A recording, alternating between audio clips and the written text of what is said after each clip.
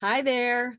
It's Carrie Palmer again, and I am making a video from my soundproof studio where I'm going to be recording my Audible books because my house is under construction right now. A bathroom had to have a wall replaced in the process. The other bathroom shower.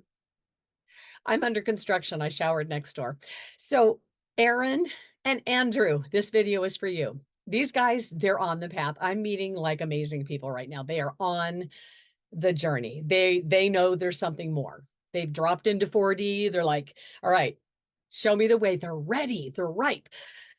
But there's little things you guys just I need to have you let go of because holding on to these things is what gets you. So the first thing I want to talk about is Andrew mentioned he had me listen to the commencement address that Jim Carrey gave not long ago, and I did hear it. It was phenomenal. He's just amazing. So what is it that Jim Carrey and I know, Carrie, maybe it's the name, that we just live life simply and we have this attitude now. What is it that we know that you don't? And the difference with us is we shut up, we listened to the only possible voice that can know who you are or what you should be doing. We shut up and got answered. They come from us when we shut up. And so that's what we do. So Jim Carrey and I, we are beams of light. We know the way. So I want to start with Aaron. Aaron, I love you dearly. So Aaron is an amazing man. Our story, how we met, is hilarious and comical, and it's about a contact getting lodged up in my eye, and I couldn't drive. But so Aaron has an event venue, and I saw this venue, and I'm like, this is where I want to kick off my speaking tour. It's not here, it's elsewhere. I don't want to be doing it where I live. And so they were doing an event, and I was going to tie in with this event just to get out and get started. So I went up for this event and I got to know Aaron. So, Aaron, I'm schooling you right now.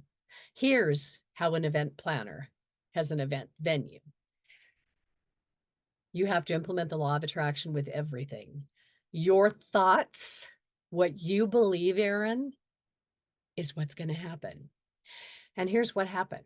I was going up to this event, bringing some books, bringing some art. I was just going to go hang out and just be, because that's what I do. And I got there, and there was a lot less vendors than I assumed. And then a little bit later, after we get going, Aaron comes out and he's like, you're going to hate me. He goes, this is going to be the worst event ever. The food truck canceled. Two vendors had to cancel because of injury, whatever. And I'm like, Aaron. And so what does Aaron do? He stands with his eyes closed. He's like, I'm not going to look at you because if I look at you, you're going to get my eye. Anyway, it was comical. So I'm like, Aaron, I'm going to wait till you're done being a child. And when you're done, listen to me.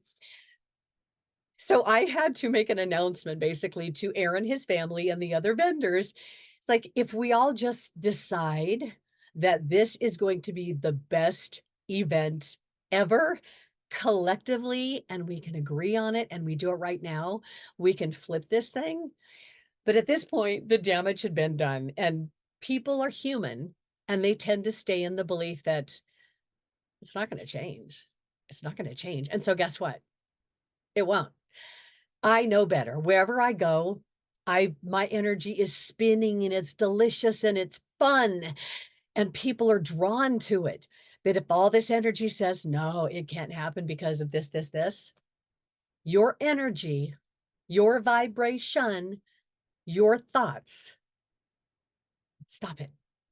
So we had a shitty event and I ended up just packing up because I mean, it was fun. I had fun being there. I paid him what I owed him. It was like no big deal. It was so simple to me. I don't take any of this stuff seriously.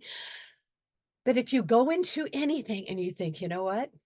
We may have everything stacked against us, like the seed that falls in the crack of the driveway and it grows a flower. The odds are slim, right? But the odds are good because what you think creates your reality. So, Aaron, if we're going to do events, can I possibly have you thinking the way you thought? No. Read my books, Aaron. Change your thoughts. And then Andrew stumbled into my life. He's one of the construction guys working here. Typical story. We've all had that big breakup. That's the one that it just sets us back. It's just like, it's the course correct. And so he's in the process of that. But Andrew is a lot like Aaron. I meet these guys and they're at this place to where they are there. They know, they know the way, but they're in their own way. Our worst enemy is us. It's always us. So Aaron and Andrew, change how you think. And they both are. I mean, it's happening automatically, just meeting me and having these conversations. But I want you to realize that you set yourself up for failure when you think at all that it's going to fail. If you have, even if you don't tell anybody, if you think, oh God, it's not going to work because that little mouse that slipped in the corner, that little mouse that fell through that little hole, because of that, and you have that thought in your head, because of that thought, you can destroy a day for everybody. Your thoughts are everything. So for Andrew, what I suggested he do, and I'm going to put it in the comments, listen to Michael Thomas and the Seven Houses, the Seven Angels on YouTube. It's a parable that is as close to real life that you could possibly get to.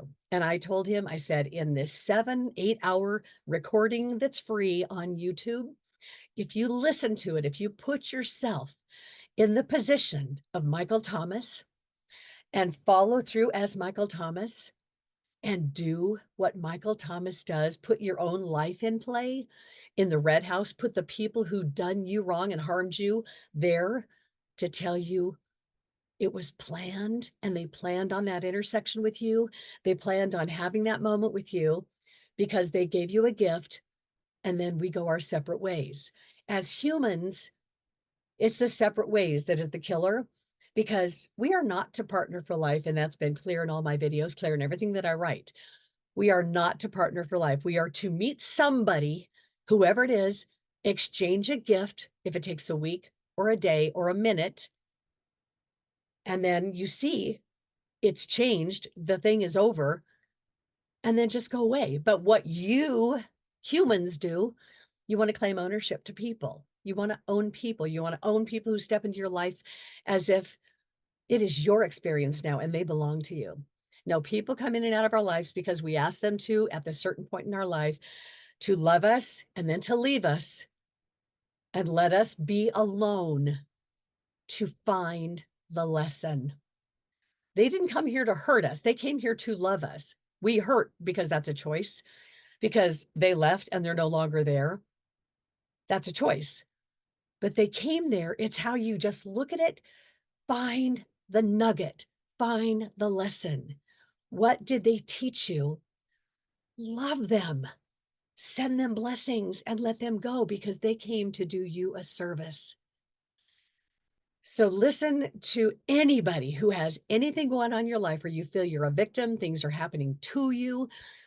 Listen to the parable, Michael Thomas. It's in the comments.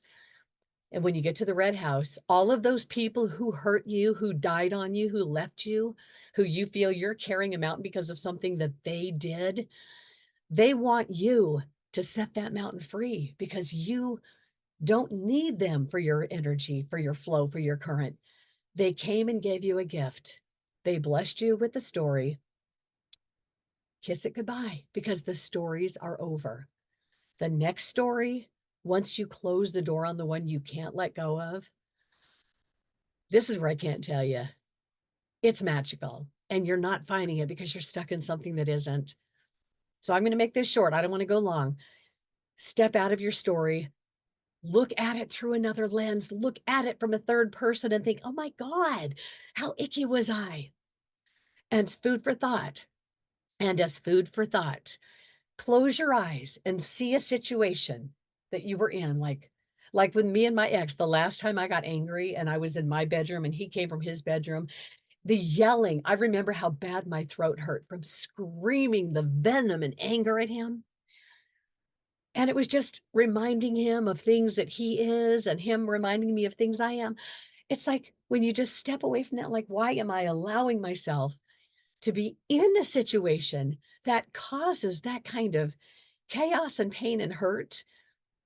We're not meant to do this. We're not meant to stay stuck in these situations.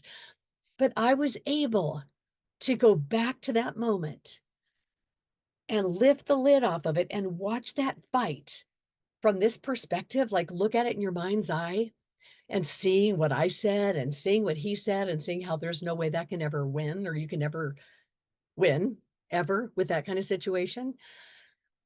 It's when we realize, when we look at it from that lift the lid off perspective, we see our part and then think, oh my God, I was a complete jackass. And why did I say those things to him? It's because we're human and we're coming from emotion. We react, we don't act.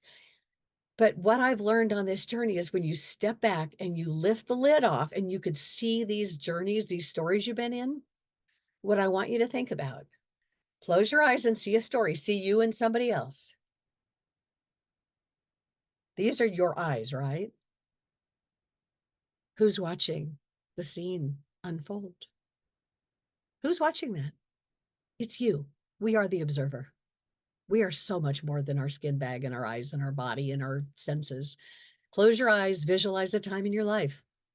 That observer visualizing you in a scene is the rest of you. We are so much more than our physical bodies. Thanks. Till next time.